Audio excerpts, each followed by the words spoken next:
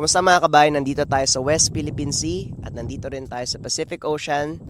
Pero ang announcement natin ay related sa pabasa, pamana at basbas. Pwede na ulit mag-order ng ating PPB at mapapansin nyo mga kabayan, may dalawang choices na kayo sa pamana. Pwedeng ethnic version at pwedeng gold version. Ang pabasa, pamana, basbas, paliwanag natin na mabilis lang.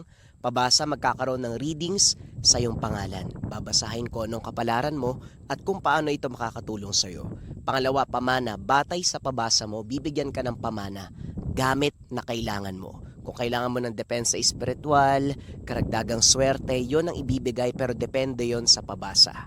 At ang basbas, basbas sa iyong pangalan, depensa sa lahat ng uri ng sumpa, spiritual na depensa mga kabayan ko. Again, available na yan. Pwede na kayo mag-order. I-visit nyo lang ang www.likamerchandise.com. Kumuha na kayo mga kabayan kasi 1 month preparation yan. Kapag nag-order ka ngayon, kailangan mo magantay ng 1 month bago dumating ang pabasa, pamana at basbas. Ito ay specific na gamit na para sa iyo lang. Check out na kabayan.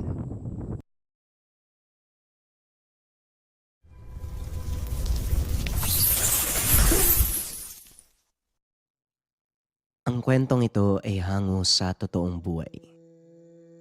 Mula ito sa isa nating kabayan na itago na lamang natin sa pangalang Simeon.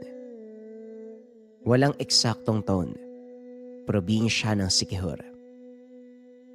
Ang mga kataw, sinasabing mapaglaro, mapaminsalang mga nilalang ng karagatan. Madalas sila ang sinisisi sa pagkawala ng mga tao, paglubog ng mga bangka, at marami pang sakuna sa dagat. Ngunit isang kaganapan ang lubusang nakapagpabago ng pananaw ng mga tao tungkol sa nilalang na ito. Ang kataw, kalahating tao, kalahating isda, mga engkantong naninirahan sa karagatan. Ang iba sa atin ay sinasabing ang mga kataw at sirena ay iisa. Ngunit ito ang isa sa pinakamalaking pagkakamali. Ang mga kataw, mga nilalang na may ulo at katawang pang-itaas ng tao at buntot ng isda. Nababalot ng makapal at matalas na kaliskis ang katawan ng mga ito. Kulay itim ang mga mata, punong-puno ng pangil ang bunganga. Mas nakakatakot ang imahe nito kung ikukumpara sa mga sirena. Ang mga sirena ay may kalahating katawang tao at kalahating katawan ng isda. Maganda at makinis ang balat ng mga ito, nakaraniwang mga babae. Ang bahaging buntot naman, may makulay na palikpik at gintong kaliskis. Dalawang magkaibang lahi, ngunit parehong kinakatakutan ng mga manlalayag dahil sa oras na maengkwentro mo sa karagatan ang mga ito. Isa lang ang kahulugan, yun na ang tiyak na katapusan. Simeon, total wala namang kayong lakad ng tatay mo. Maaari bang sulsiyan mo ang mga lambat? Hindi na kasi ko makakita na maayos eh. Medyo malabo na ang paningin ko at nanginginig ang mga kamay, kaya nahihirapan na ako magtahi. Wika ni Tatang Emeng. Sige po Lolo Emeng, hayaan niyo na po yan, ako nang gagawa, tatapusin ko lang po yung kape ko. O sige, ibang klase ka talagang bata ka. Ilang tasa ba ng kape ang nauubos mo sa isang araw? Sa tuwing makikita kita, may hawak ka ng tasa ng kape. Nakasanayan na po kasi Lolo eh. At isa pa, kaping bigas naman po yung iniinom ko. Hindi nakakasama sa katawan. Ganun ba? O siya sige, maiwan na muna kita. Magpapahinga ako eh. Hindi na maganda ang pakiramdam ko. Sige po Lolo, pumasok na po kayo sa bahay. Isinilang si Simeon sa isang pamayanan ng mangingisda. Buong buhay nito, umiikot na sa dalampasigan. Ang kaalaman sa pangingisda, minanapasama at mga chewing. Dahil sa matinding disiplina, nagagawa nilang panatiliin ang balanseng karagatan. Hindi basta-basta nauubos ang mga isda sa kanilang nasasakupan dahil pinangangalagaan ito ng mga taga-baryo. Walang mangingisda na gumagamit ng lambat na may maliliit na mata. may panahon din ang panguhuli ng bawat uri ng isda at lamang dagat. Kaya naman nagkakaroon ng oras para magparami ang mga ito. Bawal din ang mga dayong mangingisda sa lugar. Sa katunayan, ang ama ni Simeon na si Mang Berto ang commander ng bantay dagat sa kanilang lugar. Madalas sumasama ang ama sa pagpapatrolya sa mga dalampasigan paikot sa kanilang isla, maging sa mga karatig pulo.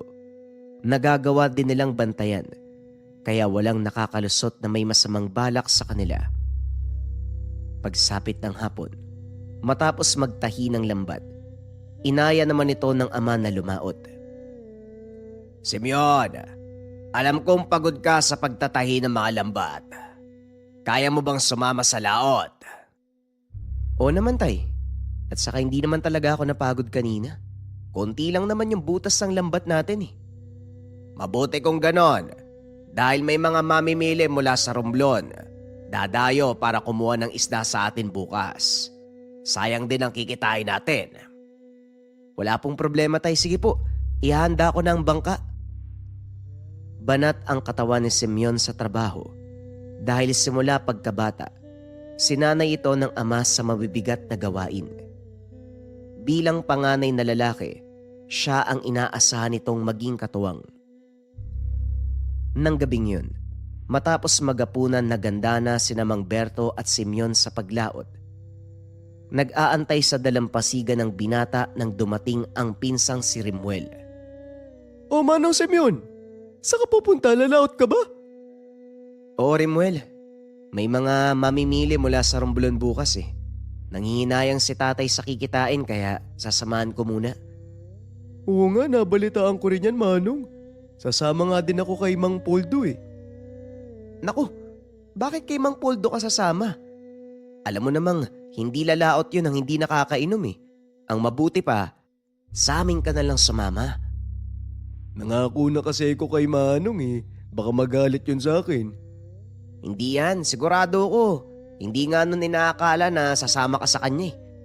Dito ka na lang sumama. Aantayin ka na lang namin ni tatay. Kung sabagay, ganun naman talaga si Mang Poldo. Mamaya niyan, pag nakita niya ako sa bangka, magtatanong pa yun kung anong ginagawa ko dun eh. O sige, sa inyo na lang ako sasama. Pag-uusap ng magpinsan. May kalakihan din kasi ang bangka ni na Simeon. Kayang magdala ng 4 na bulto ng lambat. Maya-maya lang ay dumating na si Mang Berto.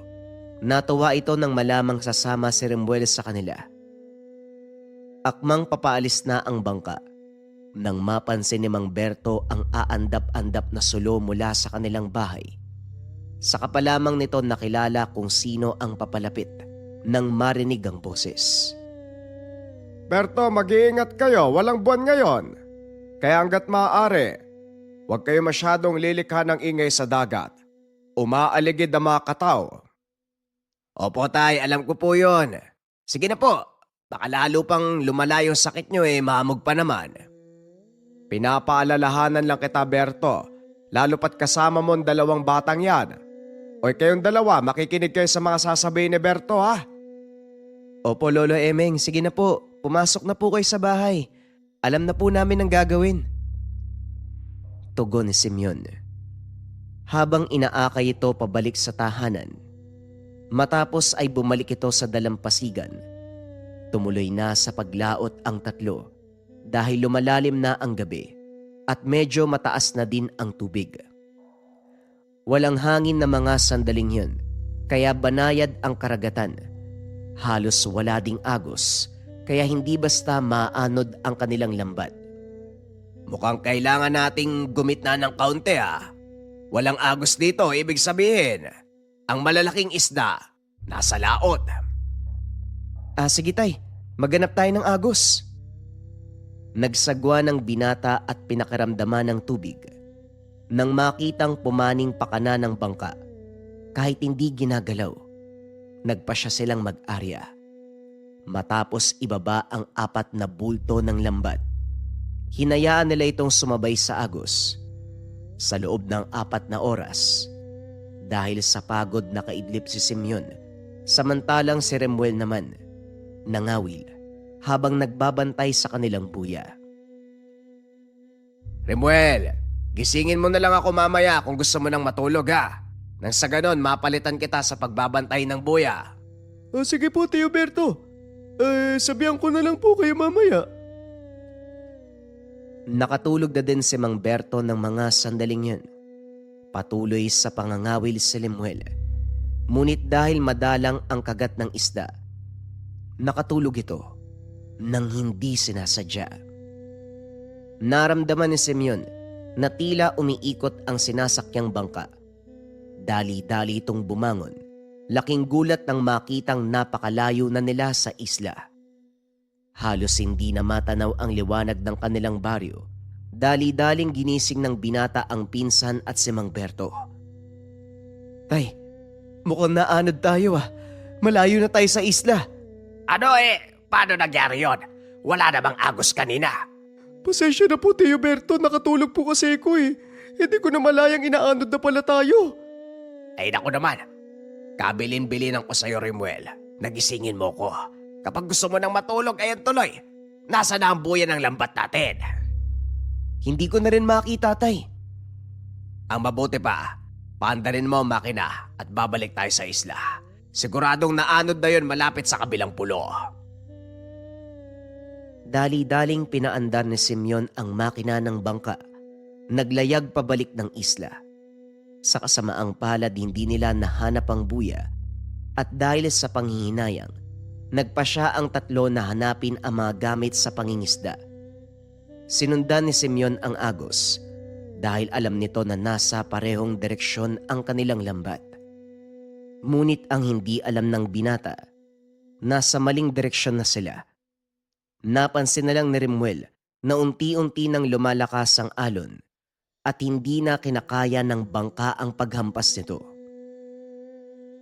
Kailangan na nating bumalik sa dalampasigan. Hayaan nyo na ang lambat. Mahanap natin yan sa mga susunod na araw. Simeon, paandarin mo ang bangka. Dahan-dahan tayong uusad papunta sa dalampasigan. Wika ni Mang Berto. Kaso nga lang habang pabalik sa dalampasigan, biglang naputol ang kaliwang katig ng bangka. Dahilan para mawalan ito ng balanse. Lumipat ang tatlo sa kanang bahagi ng bangka na naging dahilan naman ng pagkaputol ng natitirang katig. Tuluyang tumaob ang kanilang bangka. Kahit papano nakalutang pa rin naman ang bangka. Sumampa sila. Nag-antay ng tulong na dadaan. Sa kasamaang palad lalo pang lumakas ang alon. Bumuhos ang malakas na ulan. Saka pa lamang naalala ni Mang Berto na may paparating na bagyo. Naku, naloko na. May paparating na bagyo ngayon. Bilisan nyo. Sikapin nating makausad papunta sa tabi. Hindi maganda ang mga mangyayari kapag dito tayo sa laot na abutan. Gamit ang ilang maliliit na kahoy, paunti-unti silang sumagwan papunta sa dalampasigan. Kaso nga lang mabilis ang kaganapan. Hindi na nila magawang umalis sa kinaroroonan. Kahit anong gawing pagsagwan, tila lalo lang silang lumalayo. Hanggang sa biglang nagkaroon ng magkakasalubong na daluyong, dali-daling inutusan ni Mang Berto ang dalawang binata na lumapit sa kanya upang hindi sila magawang paghiwalayin ng malalakas na alon. Kumapit kayong dalawa. Hindi dapat maghiwa-hiwalay. Remuel, huwag kang bibitiw sa katig! Opo, Manong. Diyos ko, tulungan niyo po kami. Patuloy ang paghampas ng malalakas na alon.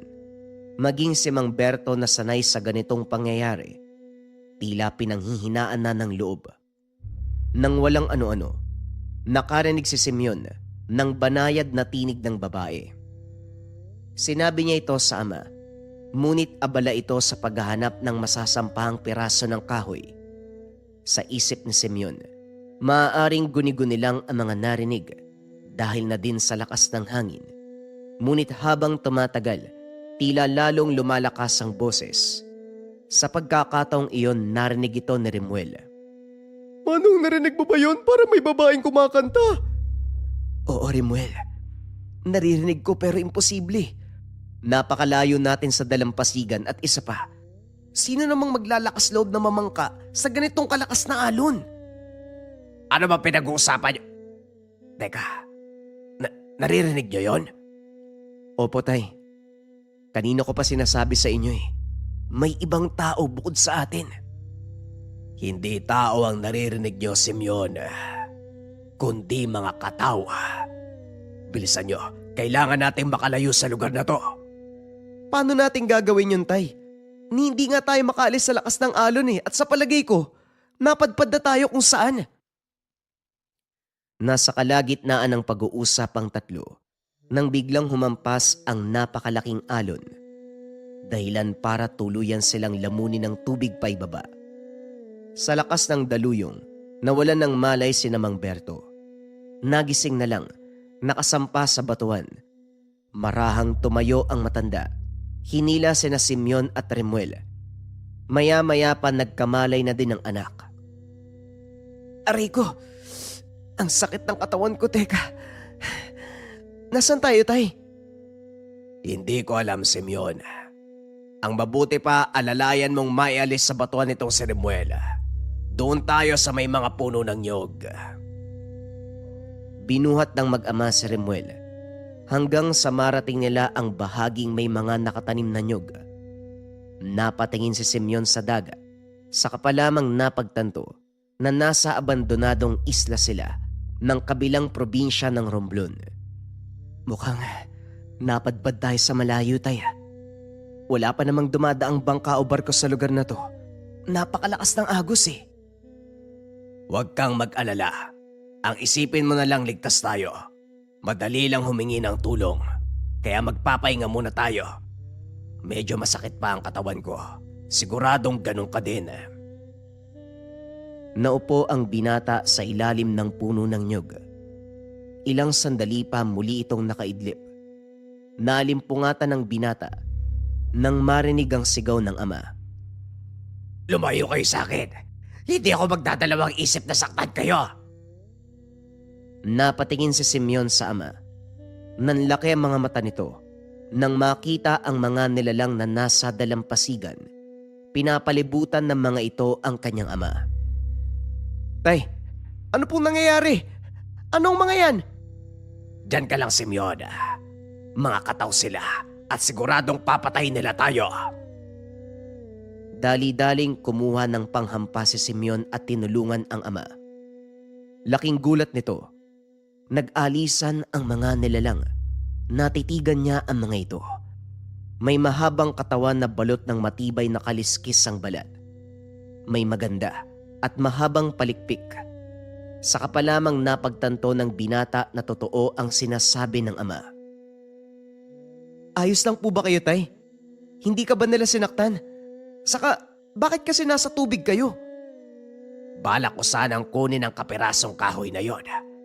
Para kasing mula sa bangka natin eh.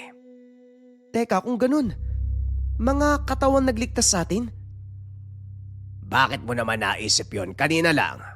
Gusto kong karnehin ng mga yan eh. Alam mo mga katao, mga uri sila ng engkantong namumuhay sa dagat. Malamang dinala tayo sa isla na ito para gawing pagkain. At kung bakit nila ako hinarang, ayaw nilang makaalis tayo. Pag-uusap ng mag-ama. Maya-maya ay biglang sumigaw si Remuel, kaya dali-dali nila itong pinuntahan. Laking gulat ng mag-ama dahil may mga halamang gamot na nakatali sa sugat nito. Manong Teoberto, may mga pangit na sirena. Bigla silang nagalisan ng magising ako eh. Huminahon ka. Sinong gumamot sa mga sugat mo? Ha? Hindi ko rin humaalala eh. Pagkagising ko, pinupunasan na ng pangit na sirena yung mukha ko eh. Nagkatinginan ang mag-ama. Napagtanto, ginamot na mga kataw ang pinsala ni Remuel. Mukhang tama nga. Tinulungan nga tayo ng mga kataw. Naupo ang mga ito habang pinag-uusapan kung paanong aalis sa isla nang biglang makarinig ng boses ng lalaki. Pasensya kung natakot man namin kayo. Wala kayong dapat alalahanin. Sa oras na humupa ang bagyo, malaya kayong alis. Napalingon ng tatlo sa nagsasalita. Nakita ang matipunong lalaki. May hawak na tungkod. Nababalot ng puting tela ang ibabang bahagi ng katawan. Malaperlas ang kinang ng telang yun. Lalo pa nang tamaan nito ng sinag mula sa papasikat na araw. Maaari ba naming malaman kung sino ka? Wala akong pangalan. Ngunit masisiguro ko sa inyo na hindi kami kaaway. Bakit mo kami niligtas? Dahil yon ang nararapat gawin. Sinisira naming mga tao ang balanse ng karagatan. Dapat nga magalit ka sa amin eh. Alam kong hindi kayo ganong tao. Kaya minabuti na mga kalahi kong iligtas ka. At ang mga kabataan, sana lang hindi kami nagkamali ng pasya. Anong ibig mong sabihin, kaibigan?